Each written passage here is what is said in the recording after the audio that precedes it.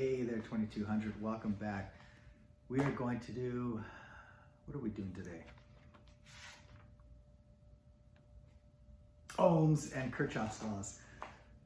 Okay, let me just say right off the bat, there's a little bit of confusion on my end for this particular lab because, well, as a lab tech, I'm provided with a list of equipment to set out for you guys, and I see on this list a bunch of stuff that is not referenced in your lab manual. So why am I setting it out? Oh, one other thing. Your lab manual has a table provided for you to fill in your data, and it's ripped out of my lab manual, so I don't have it. If I had that table, it would probably give me some clarity on maybe why I'm providing you in the past with those particular instruments. Maybe there are spots in that table that are supposed to be filled in with, for instance, like an analog ammeter, which I really don't see a reference to in this. But anyway, with that said, I'm going to follow this. So if your table isn't completely filled out at the end of this lab because we didn't take the data in this video, I guess you're not accountable for it. So let's get started. By the way, I am just going to be like a set of hands for you to do these measurements. I'm not going to say much, although I usually always say that in the beginning of the video, and it turns out to be like an hour-long thing. But seriously, not this time. Let's knock this out. Okay. Blah, blah, blah, blah, blah, blah, blah. Blah, blah, blah, blah. Proceed. Of course, you want to read this. You definitely want to read this before you watch this video. So if you haven't, stop the video and read it. In fact, it would serve you well to read your textbook as well, as it pertains to DC circuits. How to read resistor values. Okay. You perhaps will need this for your data.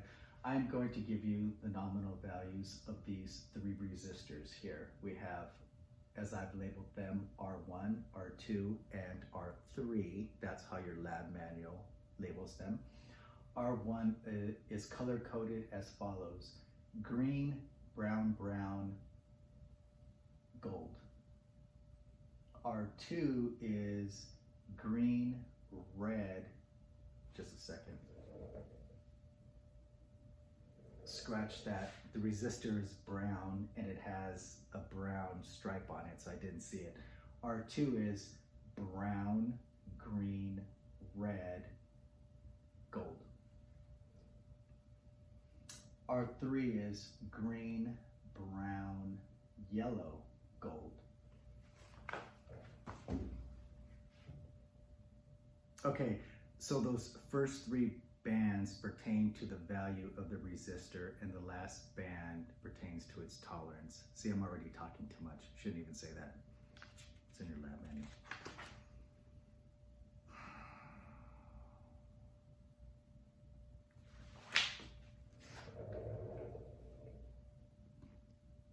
There is the color code table, and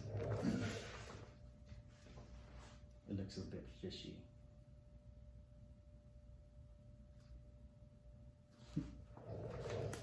See that new line I drew? This line right there should have been shifted over.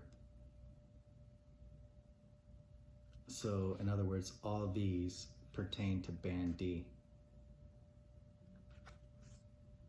Otherwise, band A, B, and C would have two reds.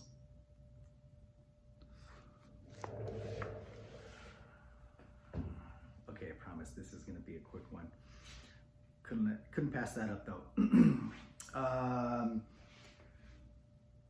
First part, A1, direct measurement of R using a ohmmeter. Now this section talks about two different kinds, an analog and a digital, but it doesn't specifically say that you have to use one or the other. See, that's what I'm talking about. So, I mean, it would imply that you use two if they're talking about two different types, right? But it doesn't say. I'm gonna use the analog. I'm sorry, the digital.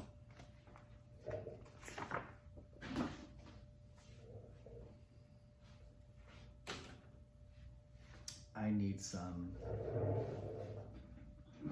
just a second, Pomona leads here. So R1, let me hook one of these up to ground, one of these, and that terminal there. And I'm on millivolts DC. I don't want to measure volts. I want to measure, what were we measuring? Resistance. So I put it on ohms. So I'm going to plug one in there, and there you go.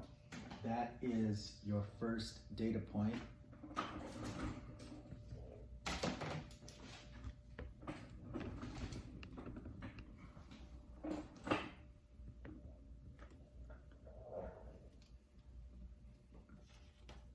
Your R1 is registering as,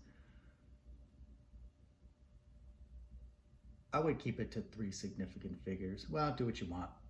I am seeing 506 ohms.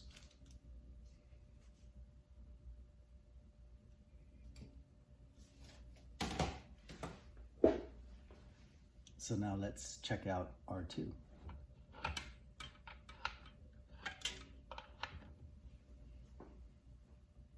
I am seeing 1,491, or if we kept it to 3 significant figures,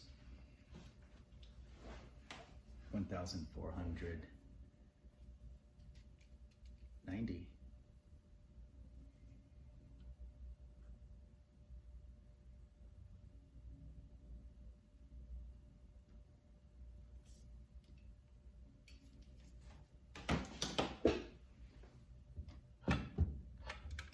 R3.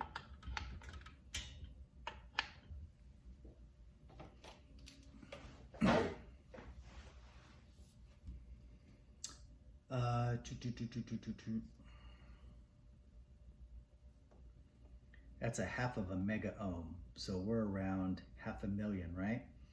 So I am going to read that as 515,000 ohms. 515,000 ohms. And if I'm not mistaken, is that it for this part? Let me check the lab manual here.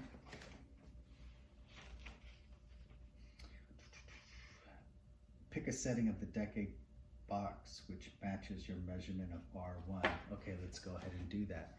Let me put you on pause. Okay, so here's our decade box. It looks like this thing goes up to 9,999. All of these are set on 0. This one's on 5, this one's on 0, this one is on 6.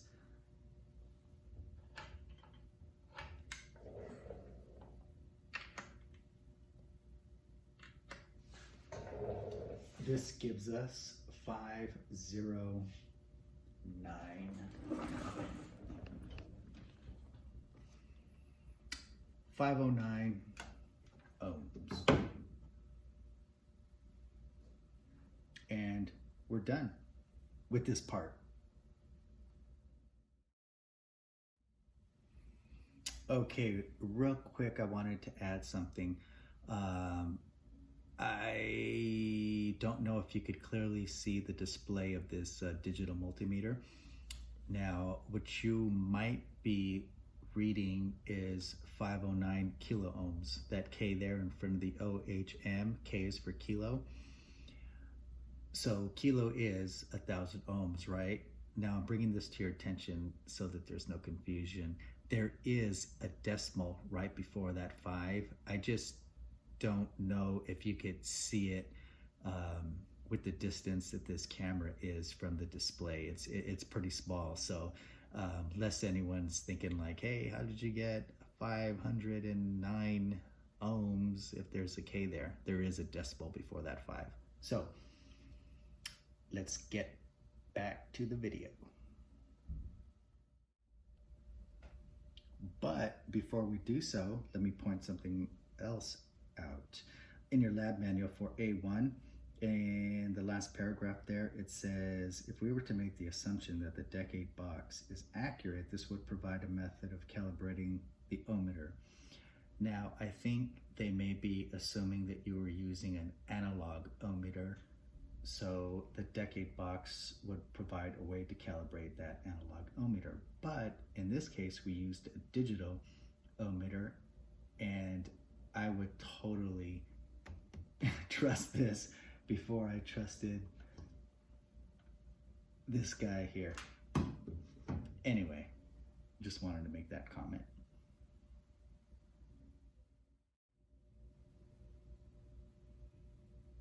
Okay, so now we are on to part A2, measurement of R using the volt ammeter method. So,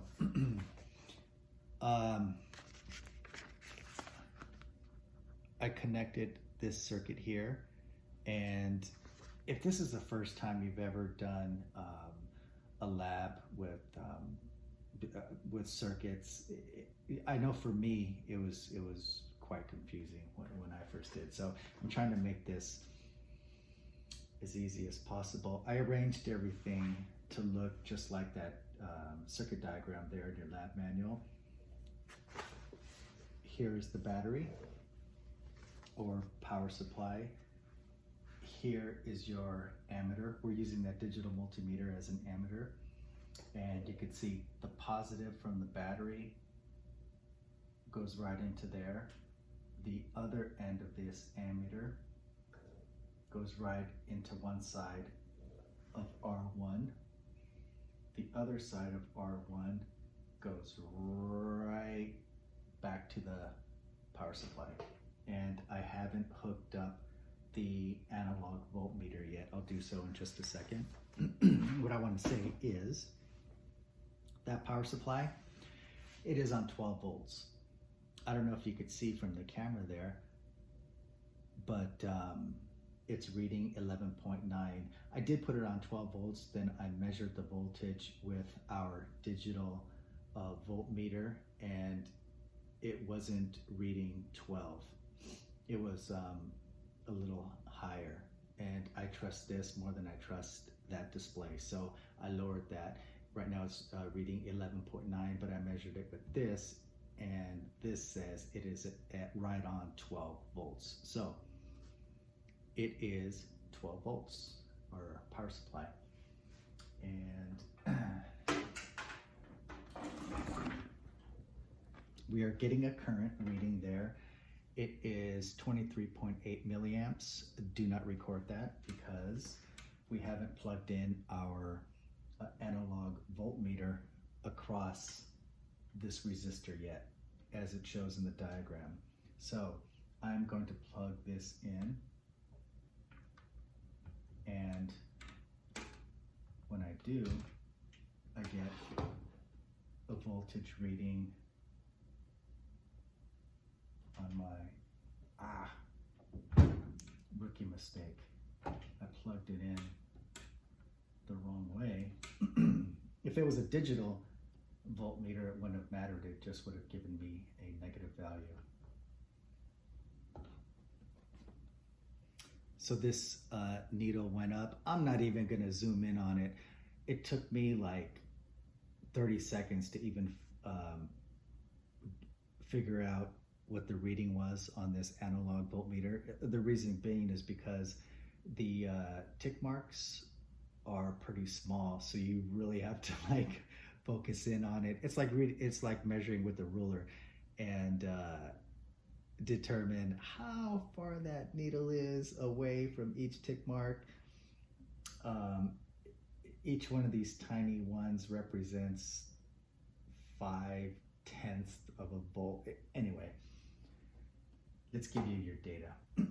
Your volts across here. Oh, by the way, since I plugged this in, the current through the circuit changed a bit, and that's kind of what the purpose of this, one of the purposes of this lab is to see how different measurements with different instruments affect the circuit that you're working on. So that's why that changed, and that's why I said don't record that previous value of current. But anyway, this is your data set here.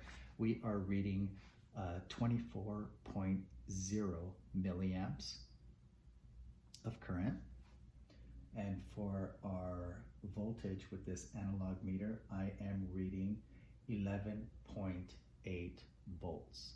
11.8 volts. So now what we're going to do is the same thing, but with R2.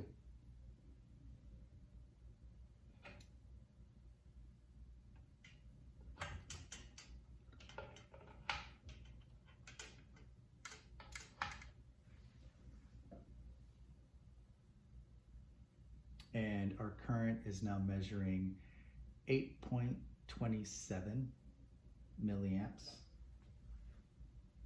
And our volts are, I would say, 11.9 volts. Now we go with R3.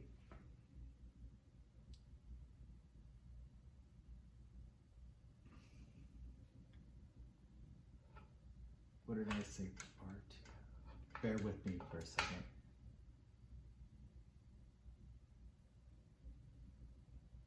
I want to record this.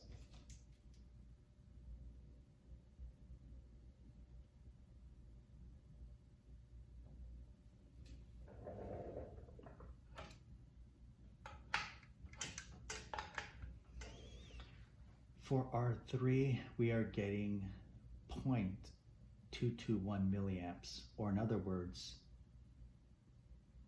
221 microamps, whichever you prefer.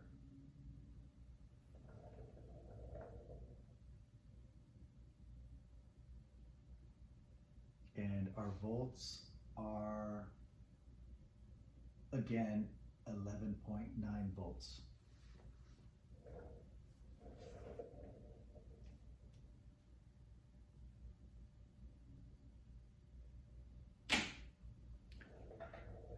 That was nice and easy. We're done with A2.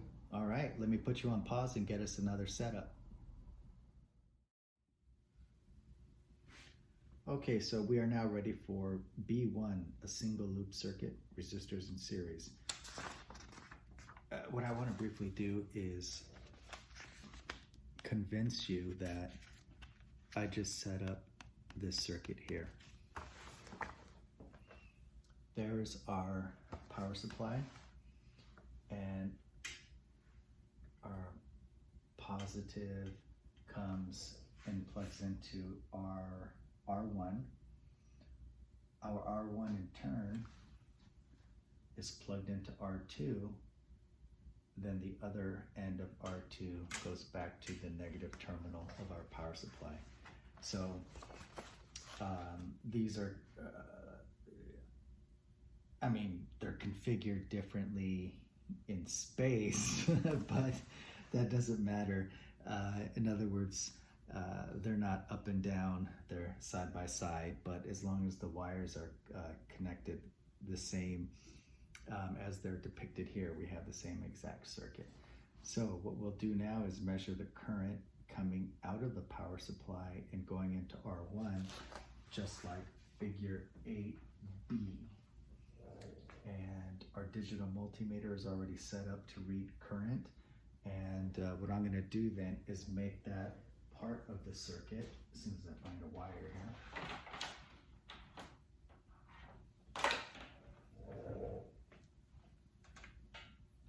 Essentially, I want to know how much current is going through this wire. So I'll insert this into here, and I do that by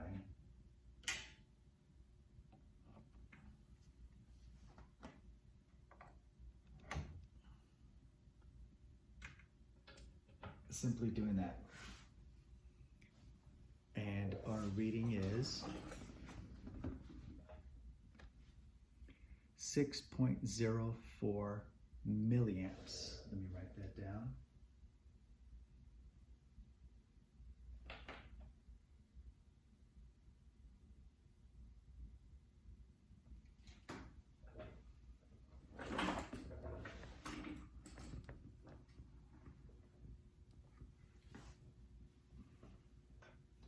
So let me disconnect that. Now I have our original circuit. Now what I want to do is find out how much current is going through this wire. And if you recall, this wire just connects these two. So the current is first going into R1, passing through it, and then it goes along through this wire to R2. So how much current is going through here? I simply want to put our ammeter in here, in this wire, so to speak. So I do that by disconnecting this.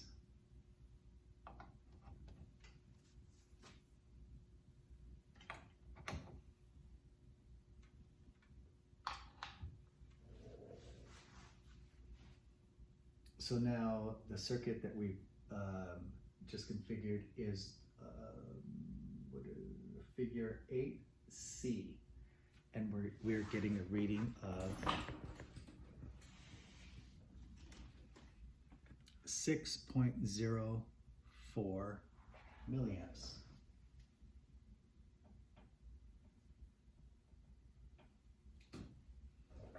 Let me back you out again. Okay, we're done with him.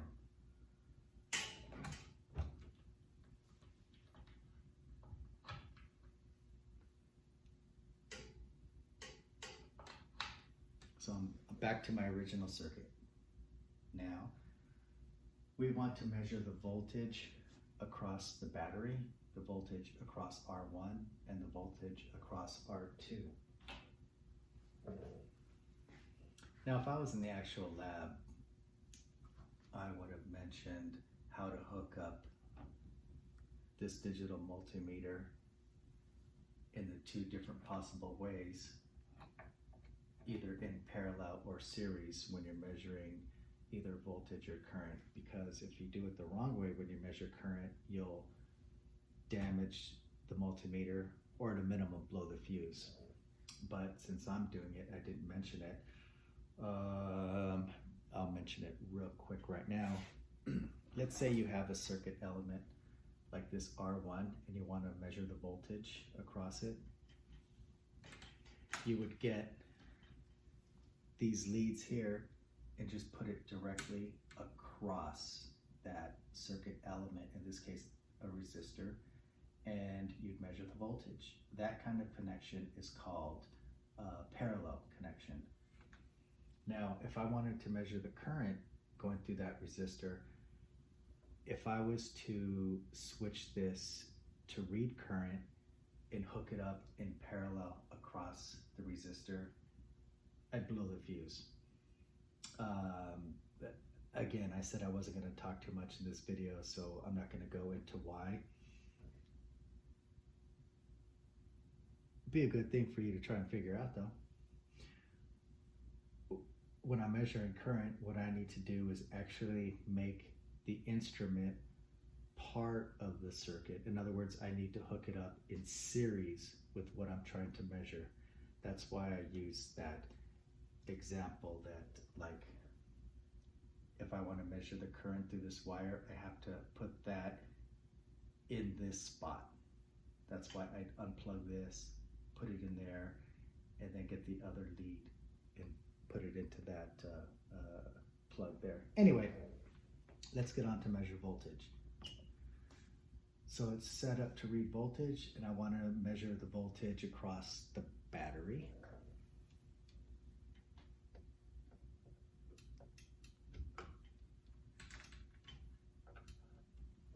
There you go. 12.1 volt. So originally I had said that I adjusted that power supply to give us 12.0 volts. I'm wondering if the power supply is fluctuating a bit. I mean, if it is, it isn't fluctuating by much. 12.06, and initially I think it was 12.02. But anyway, if we are keeping to three significant figures, the voltage across that power supply now is 12.1 volt.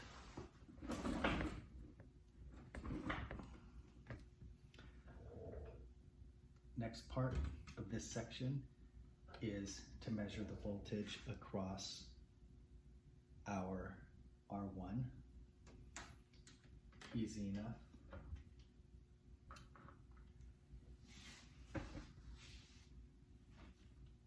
So instead of moving the camera back and forth, you could take my word for it, right? We're getting a reading of 3.05 volts, 3.05. Let me write that down.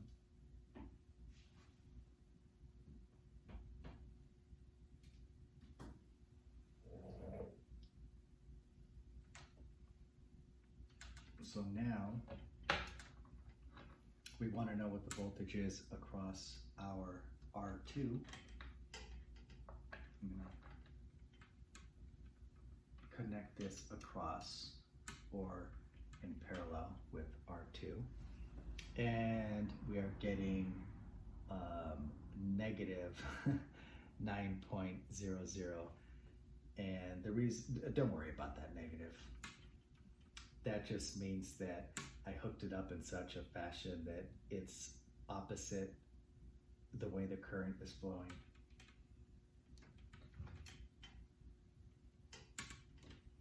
I know I just moved these directly down, but remember our circuit is kind of going like clockwise. So I just switched these and I'll plug them in again. And you'll notice it is now positive 9.00. So it's 9.00 volts.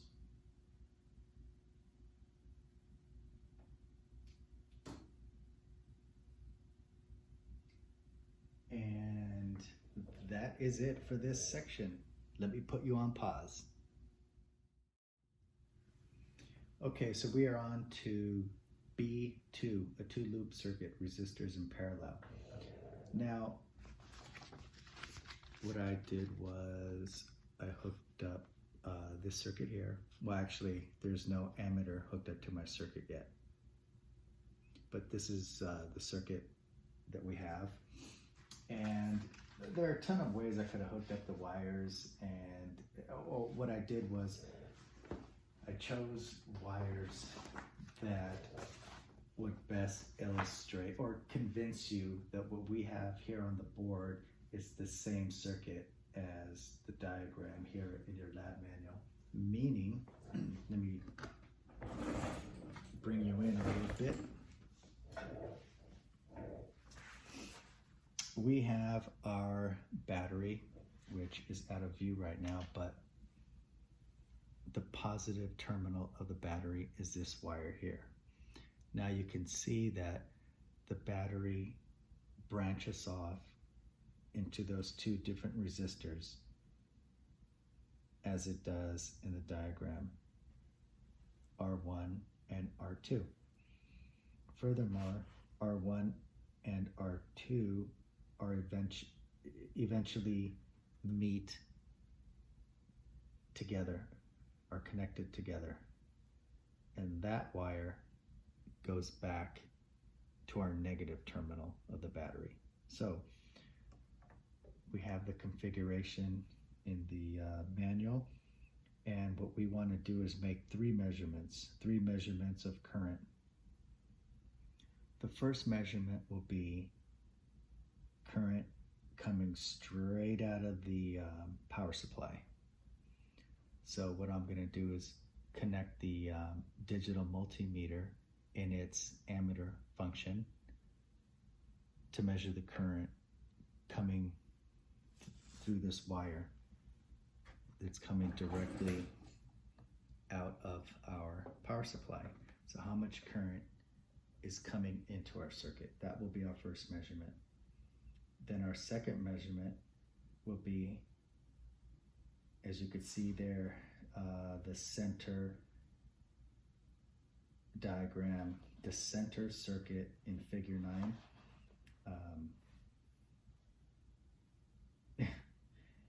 The ammeter is hooked up coming out of R2, but why didn't they just go numerically R1 first? Okay, forget about that.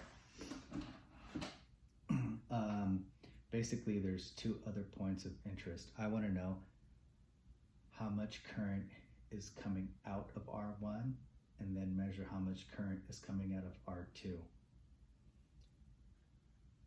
Where they join back together here, I'm not interested. I'm just interested in how much current is initially coming through the original wire, and then how much current is coming out of R1, and then how much current is coming out of R2. So let's get started. If I want to measure the current going through this wire, I have to make my ammeter part of this circuit, I need to hook it up in series. So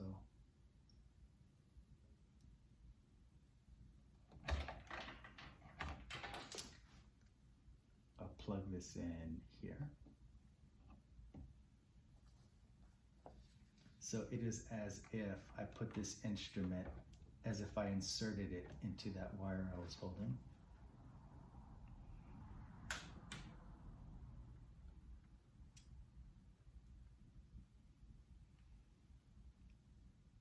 So we have 31.9 milliamps. And I'm going to write that down.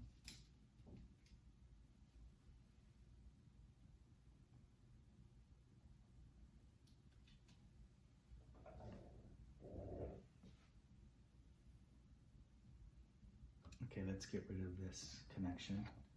What I'll do is I'll hook it up in its original configuration. So there we are. Now I want to know how much current is coming out of this wire. So I'm going to insert this ammeter like right in there.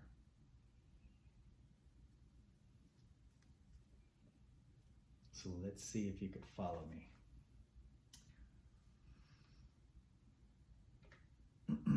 Okay.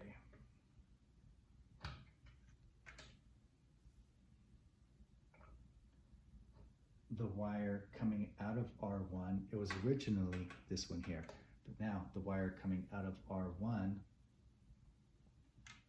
is going into our ammeter. And then the wire coming out of our ammeter is going back into this original wire.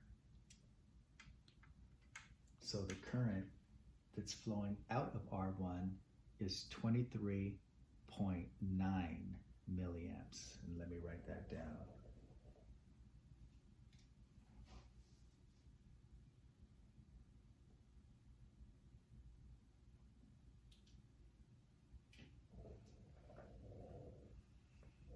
And let me just remind you, that's the current coming out of R1. The diagram, the center circuit diagram in your figure 9 shows the ammeter coming out of R2, but that was R1. So now we'll do R2. Before I do that, let's put this back in its original configuration. Okay, so our ammeter is not hooked up to anything. It's not part of the circuit. This is our original circuit. Now I want to know how much current is coming out of R2 through this wire. So I do the same.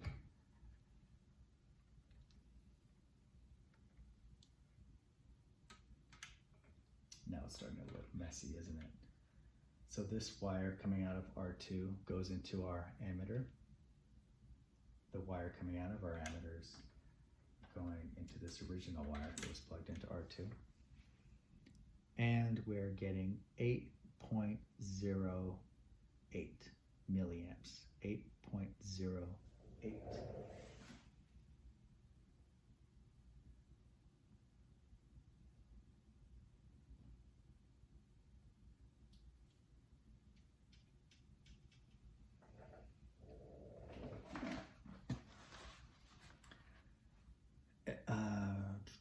Now just notice your lab manual says complete table 3B to check the validity of equation 7 for the equivalent resistances of resistance in parallel. So I don't have your table 3B, but looking at equation 7, I could pretty much surmise what they want you to do. So let's see here.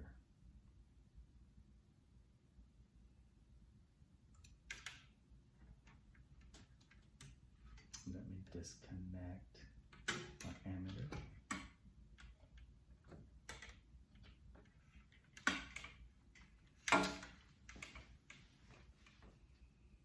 Let's say you have 2 resistors,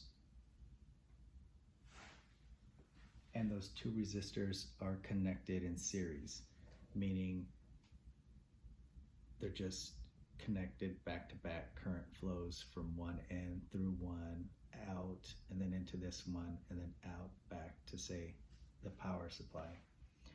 Those 2 resistors are connected in series. Parallel, 2 resistors connected in parallel are connected differently. Well, you could clarify that, or any confusion as to what parallel versus series is by referring to your lab manual. These 2 are connected in parallel, and I'm guessing they're going to want you to figure out or validate equation 7. So you need to know what the effective resistance of these 2 resistors are connected in this fashion. So let's see what that is. Let's use this as an ohmmeter.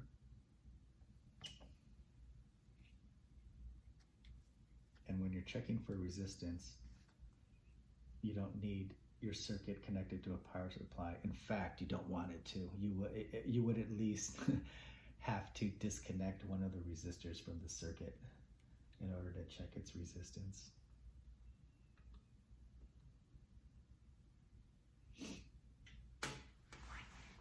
Overload.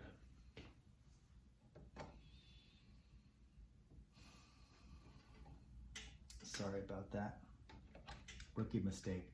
So we were previously using this as an ammeter. I switched it over to use it as a ohmmeter, but I had to change the terminals here, or I should have. Instead of having this in that slot, this should be in this slot. So I'm measuring the resistance across these 2 resistors that are connected in parallel. I'm all tangled up here, but you get the idea. And I'm getting a reading of 0.37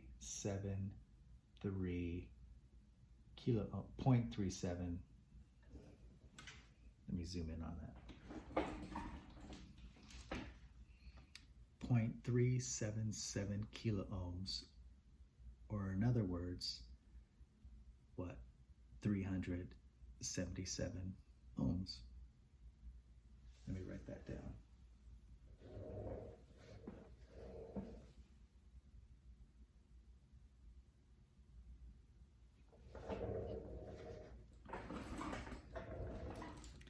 So I'm guessing that your table has like R effective. That would be that measurement, something to that effect. So I'm throwing it out there. And that's the end of this part. I'll put you on pause and we'll get ready for the next one.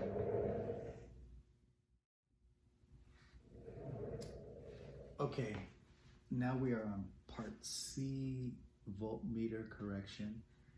And this part is easy for me, probably not so easy for you. There's a lot to think about. And several things to solve for. But as far as we're concerned, here, all we need to do, or all I need to do, is measure the resistance of this analog voltmeter. So we are currently on measuring resistance. It says overload because it's not hooked to anything. And what I'm going to do is, let's see, we use the 30 scale. I'm gonna connect this across our analog voltmeter, and this is our resistance, 60.8 kilo ohms. 60.8 kilo ohms, quite high, right? As it should be. 60.8 kilo ohms, 1,000 ohms, right? Okay, there you go. That's it for part C. See you in a bit. Okay, so we're now on part E, and we were previously on part C. We skipped part D. There's no part D in your manual.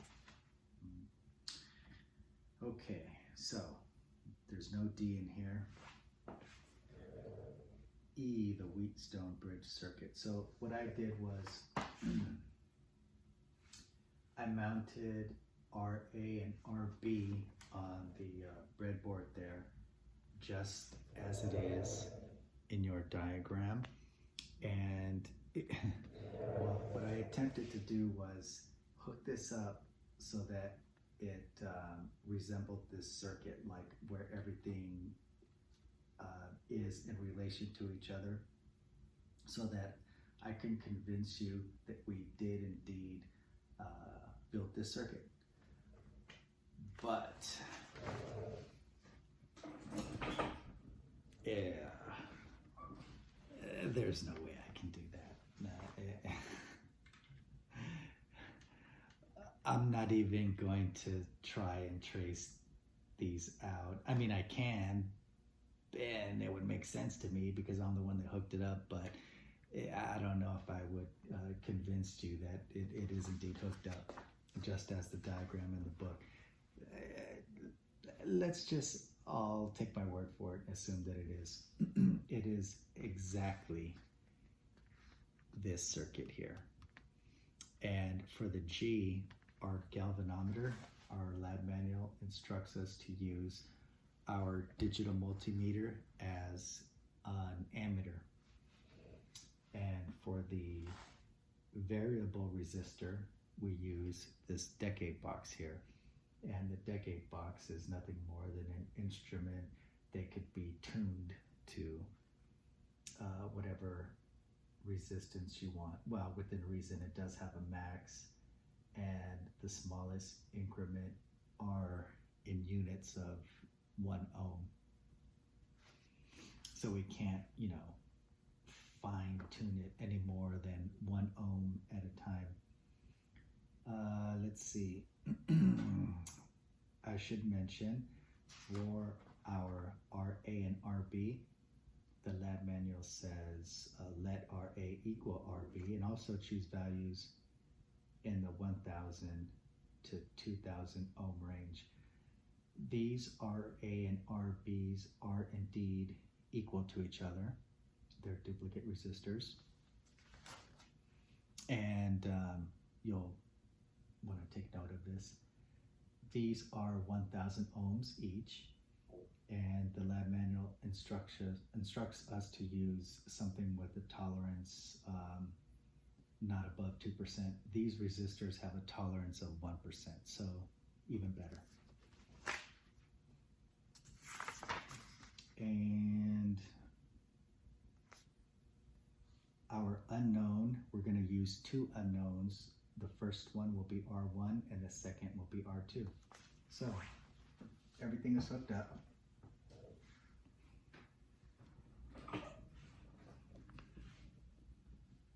And there's our ammeter, which in this case again serves as a galvanometer. It's just there to detect current. And what I'm going to do is vary this decade box. I previously set it to 506 ohms. That's what we originally measured for this R1. And I don't know if I should get this in frame or you just trust me. I'll start with the 1 ohm increments. I am going to adjust this decade box and try and get that current to 0. So if I increase it, it jumps to 112 milliamps. We're going in the wrong direction. So let me put it back to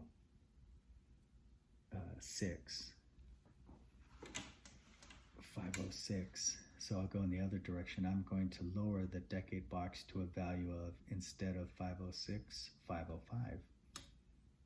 Okay, so we're going in the right direction. The current went down to 25 milliamps. So let me continue in that direction. I'll lower the decade box to 504. Okay, now we're going back up. So let me put it back on 505 ohms. We can't do any better than that.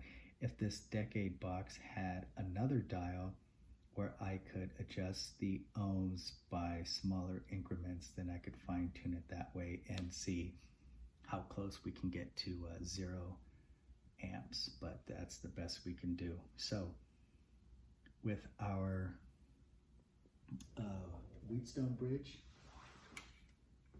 we've tuned our variable resistor to, this would be something you'd want to record, 505, 505 ohms. So let me put you on pause and I'll set the circuit up for our next unknown R, which in this case will be R2. Okay, so I switched out our R1 with our R2 now, and we have the same exact identical circuit, the Wheatstone bridge. I did, however, change the setting on the decade box. I put the setting on the same value that we recorded originally for our R2.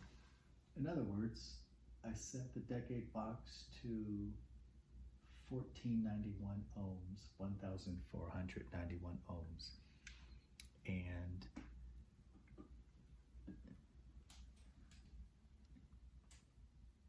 that's the current. And what I'll start doing is adjusting the decade box by increments of 1 ohm. So let's see.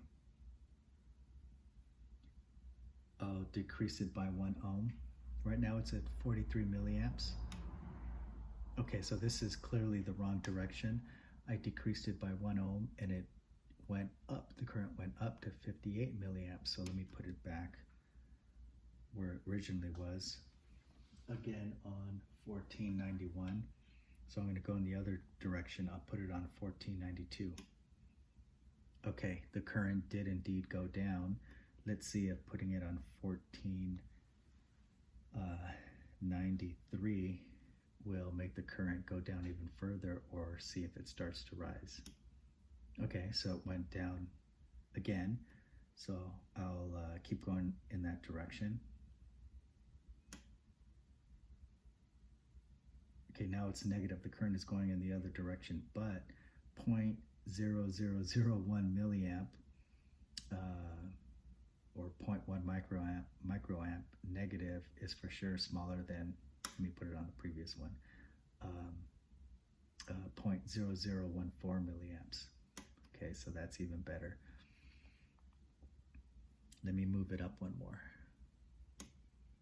Okay, so now it's getting more negative. Its current is getting larger, so we are overshooting the mark. Let me put it back. That's pretty damn close to zero current. Well, actually, technically, it is zero current now. Well, up to 4 significant figures anyway. So 0 milliamps, and the data that you need to record for this is the final value that the decade box was set to, and that is 1494, 1494. 1494.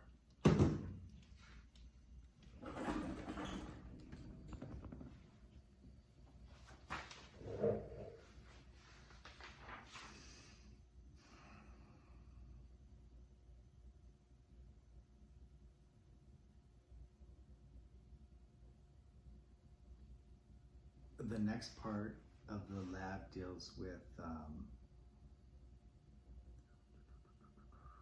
uncertainty, which has nothing to do with us or me in this here.